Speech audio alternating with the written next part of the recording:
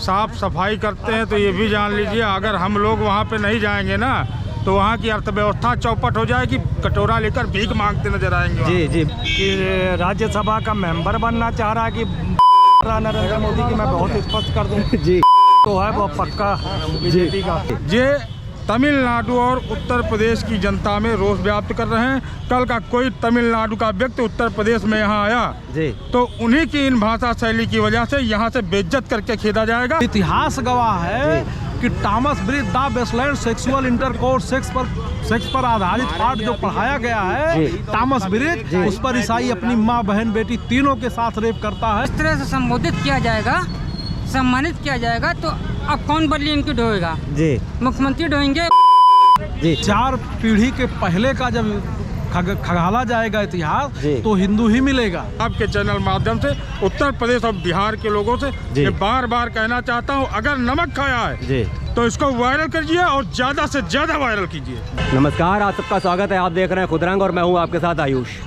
मौजूद हूँ मैं दारुल शफा पे।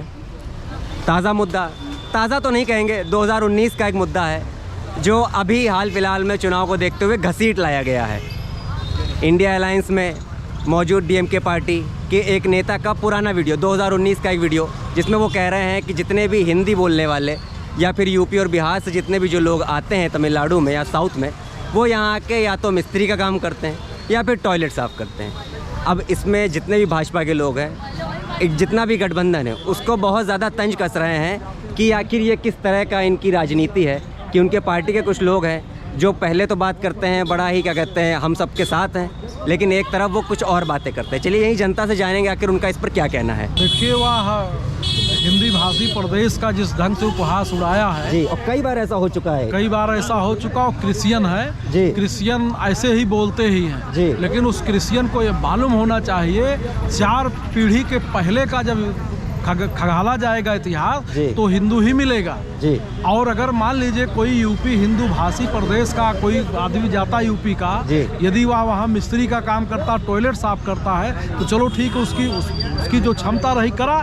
लेकिन ये इतिहास गवाह है कि Thomas Bridge the wasteland sexual intercourse sex पर आधारित पाठ जो पढ़ाया गया है टॉमस ब्रिज, उस पर ईसाई अपनी माँ बहन बेटी तीनों के साथ रेप करता है। ये उत्तर प्रदेश का मजदूर तो नहीं करता है, उससे बहुत आगे है। अगर वो बोल रहा तो उसे अपना सब वापस लेना चाहिए। देखिए वो इसलिए बाउंड है, उनको वोट लेना है। वोट के लिए किसी हद तक गिर सकते हैं ना जी। उनको वोट लेना है, सम्मान गिरा के वोट लेना है, वो किसी हद तक गिर जाएगा।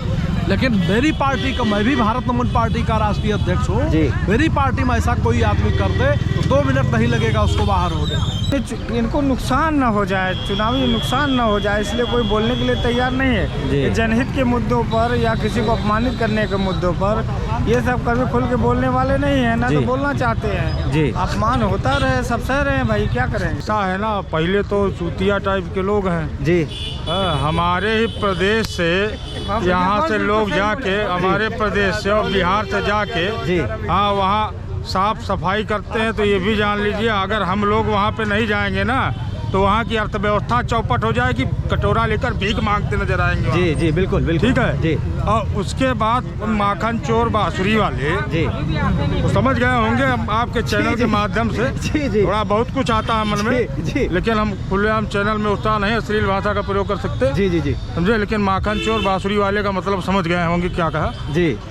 इन जैसे लोगों को ये तमिलनाडु और उत्तर प्रदेश की जनता में रोष व्याप्त कर रहे हैं। कल का कोई तमिलनाडु का व्यक्ति उत्तर प्रदेश में यहाँ आया तो उन्हीं की इन भाषा शैली की वजह से यहाँ से बेइज्जत करके खेदा जाएगा और उसके जिम्मेदार माननीय नेताजी होंगे, समझे।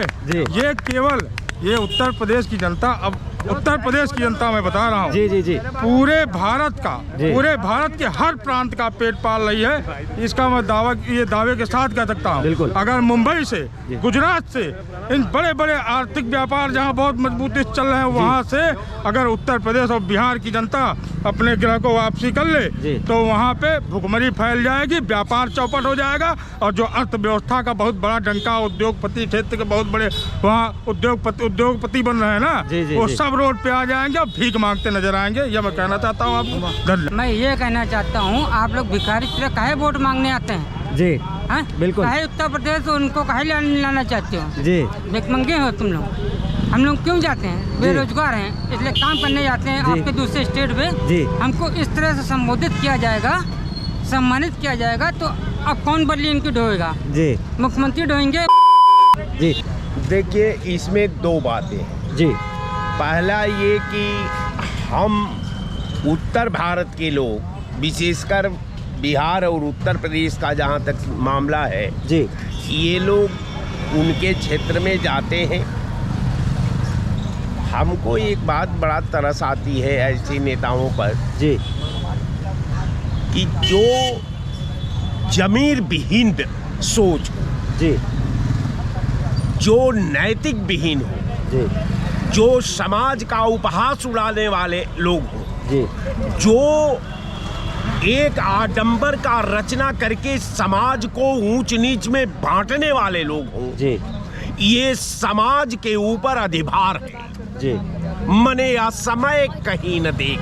जी यानी ये तीनों लोग का 14 भुवन के ढूंढ डलनी, जी लेकिन ऐसा मनुष्य नहीं पाए जिसका जिम्मेवारी नाम की कोई चीज न हो। जी वो केवल भेदभाव में, वो केवल बदला में, वो केवल नीच ऊंच में एक दूसरे का दिनचर्या बना लेता जी। है और वो बार बार जी हमारे गरीबी का उपहास उड़ाता है। जी। तो देखे, वो डीएमके पार्टी में है, जी वो डीएमके का अध्यक्ष नहीं जी। है, वो डीएमके का कोई पदाधिकारी नहीं है, वो डीएमके का कोई एथराइज पर्सन नहीं है।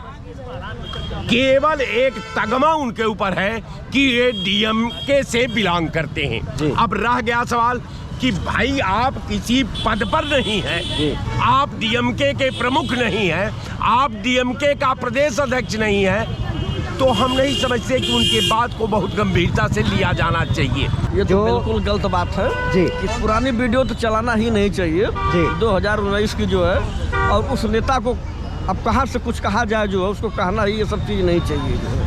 जी और यूपी और बिहार वालों का कोई क्या जो है गरीबी का मजाक उड़ाएगा जो है।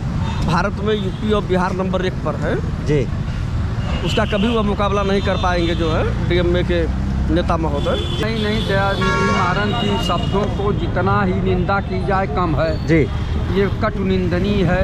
जी ये कभी नहीं वो कहे कि उत्तर भारत के लोग, उत्तर प्रदेश या बिहार के लोग कई बार प्रधानमंत्री रह चुके हैं। जी। और तमाम टॉपर आईएएस बिहार और उत्तर प्रदेश के हैं। पूरे देश जी। में जो टॉपर आईएएस होते जी। हैं उत्तर प्रदेश कैडर दिया जाता है, तो उन्हें ये भी ज्ञान होना चाहिए। जी। ये जो इस तरह की बात कहे हैं वो हजम नहीं होती है। दूसरी बात की ये गड़ा मुर्दा उखाड़ने की बात कर रहे हैं। जी यहाँ के लोग तपती धूप में भी काम करते हैं, ठिठुरती हुई ठंडक में भी काम करते हैं, और तूफान से तूफान बारिश में भी काम करते हैं। जी। उत्तर प्रदेश और बिहार के लोग इतने मजबूत दिल के हैं। गठबंधन फालतू बातों पे कितना जवाब देता रहे भाई। जी। हम कहते हैं कोई आदमी अनायास का एक सिगुफा छोड़ के उस पर बहस करवाना चाहता है। गरीबी, बेबसी, लाचारी, भुखमरी से जो है हटा के ध्यान लोगों को उलझाना चाहता है। जी। यहाँ तो बेरोजगारी की समस्या है, भ्रष्टाचार की समस्या है, महंगाई की समस्या जी। है। उस पर दयानिधि मारन का बयान नहीं आ रहा जी। है। बयान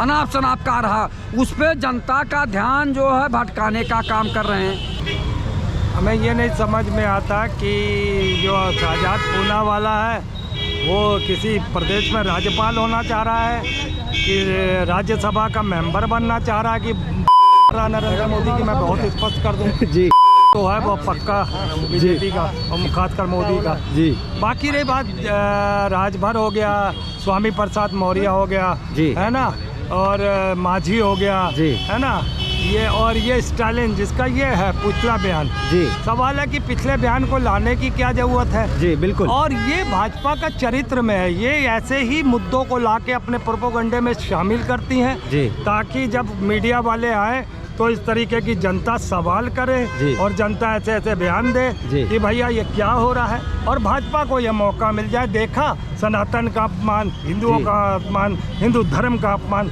हिंदू देवी देवताओं का अपमान, कहीं ना कहीं। अब स्टालिन, एक मिनट आप रुक जाइए, बीच में नहीं बोलिए, एक मिनट रुक जाइए, एक मिनट। स्टालिन चिल्लाएंगे, स्टालिन ने यहाँ, एक मिनट रुकिए, आप रुक जाइए, फिर क्यों चिल्लाएंगे, आप रुक जाइए। स्टालिन ने पिछली बार जो ये बयान दिया था ना, यही जो रिपीट हुआ, इसकी वजह से क्या हुआ जी, खत्म हो गई सरकार उनकी, वहाँ से घुस गए वो, कांग्रेस आ गई वहाँ पे जी, है ना। अब इनका 2024 में भाजपा का भी यही हाल होगा, जो उस पाप के ढेर को आज उठाकर फिर से ले आए। अब इसका नुकसान भाजपा भुगतेगी 2024 में। इस तरह से जो बोल रहे हैं ये कि मतलब जो है, आप बोलो ना, आप बोलो। उत्तर भारतीयों को बार बार अपमानित करने का काम स्टालिन द्वारा किया जा रहा है, इसका घोर निंदा होनी चाहिए और इसको जो उत्तर प्रदेश और बिहार में घुसने नहीं देना चाहिए। जवाब जनता से ज्यादा यहाँ के मुख्यमंत्री देना चाहिए, क्योंकि यहाँ के मुख्यमंत्री हमारे रक्षक है। अगर हमारे ऊपर कोई आवाज उठा रहा है कोई दूसरे प्रदेश का, इसका जवाब उत्तर प्रदेश के मुख्यमंत्री और बिहार के मुख्यमंत्री को देना चाहिए। ये लोग क्यों खामोश है, मेरा सवाल ये बनता है जी। और जहाँ तक उत्तर प्रदेश बिहार के लोगों की बेइज्जती की बात है जी, महाराष्ट्र में दौड़ा के जबानी हमले नहीं हुए थे, महाराष्ट्र में दौड़ा के सड़कों पर पीटा गया था, तब भी यहाँ के मुख्यमंत्री खामोश थे, तब भी वो गठबंधन के लोग खामोश थे। क्यों खामोश थे जी?